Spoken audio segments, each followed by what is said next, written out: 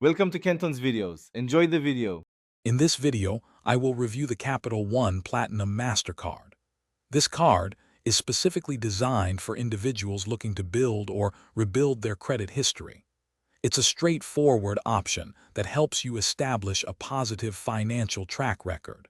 You can also look forward to a potential credit limit increase after making your first 5 monthly payments on time. It's a great tool for financial growth. Beyond its primary purpose, the Capital One Platinum Card offers several practical features. You get $0 fraud liability, protecting you from unauthorized purchases. Managing your account is easy with their mobile app, allowing you to pay bills and check balances on the go.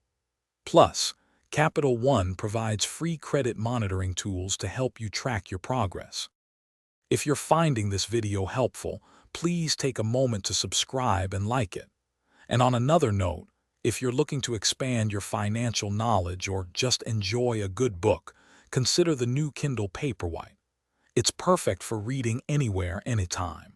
You can find a link to it and other great deals in the description below. Now let's get back to the video. While beneficial for credit building, it's important to note some aspects. This card does not offer a rewards program, so you won't earn points or cashback on purchases.